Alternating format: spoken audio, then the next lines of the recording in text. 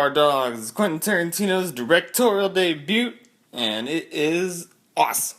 These six guys are hired to pull off a heist at a jewel store, and it just goes back and forth. It's just nuts.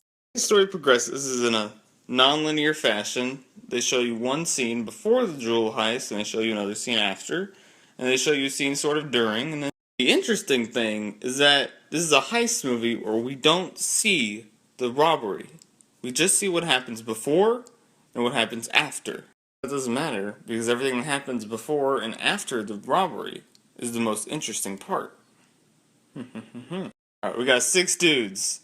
They all have a code name. We got Mr. White, Mr. Orange, Mr. Blonde, Mr. Blue, Mr. Brown, and Mr. Pink, who does not like being called Mr. Pink. We got Mr. White, played by Harvey Keitel. And of course, he's great. He's like a second Robert De Niro, so obviously he'll be great as anyone. Mr. Blonde, played by Michael Madsen. Nuts. Awesome. Dances to an awesome song while he tortures a guy. He's great. We got Mr. Orange. He's wounded, he's scared, and he's struggling, and he's the guy we're rooting for, played by Tim Roth. He's great. Boom. We got Mr. Pink, played by Steve Buscemi. And he's great.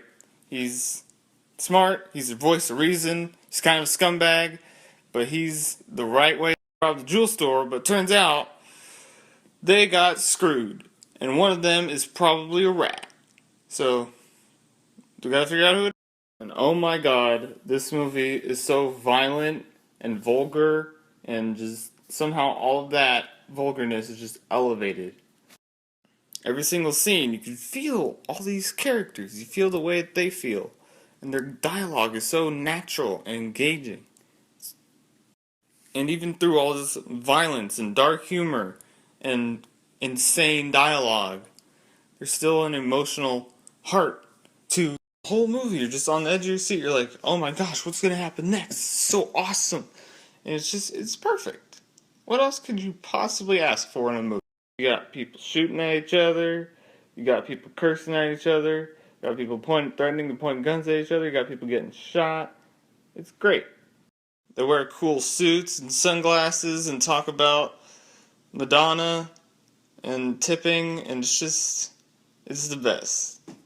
And the ending, oh my god, what an impactful and shocking end to the story. It's really, really well done. This is a thrilling, fun, engaging heist movie that just knows how to do all the right things.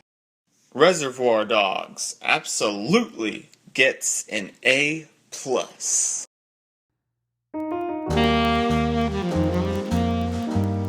Captain America, the first Avenger.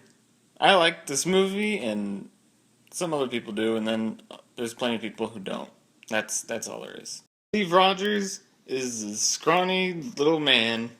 Keeps trying to get in the army, but they just won't let him in because he's got asthma and he's scrawny. But he gets to join. There's a German dude, and he's all like, I like you. So he's like, come join our little thing. And so he joins the little thing. And he's like, okay, now I'm going to pump you full of steroids, and you're going to be a big set. And they do that, and then he gets to become a soldier. And then he fights Nazis and super scientific Hydra people, and it's a whole thing. So, I actually like this movie a lot. Because of Steve Rogers and the fact that he is the most lovable character ever. The whole first part of the movie is look how much of a hero Steve Rogers is.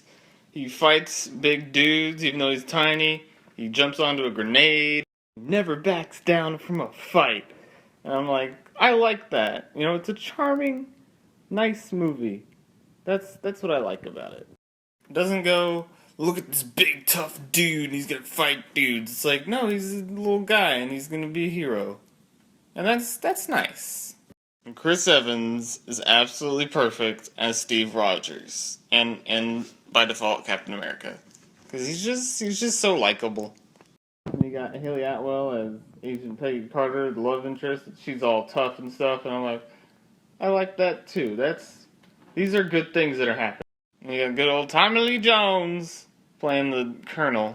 And I like Tommy Lee Jones because he's Tommy Lee Jones. And he's always funny and fun.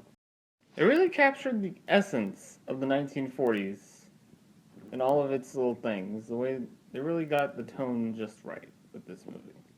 The only problem with this movie is that sometimes it gets really goofy. Sometimes characters make little goofy decisions, and there's just some things that are just not quite. Like when there's laser weaponry in the 1940s, when they really set up this great 1940s period era, just doesn't really. Overall, this is a fun movie with characters that I like and care about, and is relatively entertaining plot. So it all worked. I'm gonna give Captain America an A-. Okay, that review was not very good, I'll admit it, and I apologize.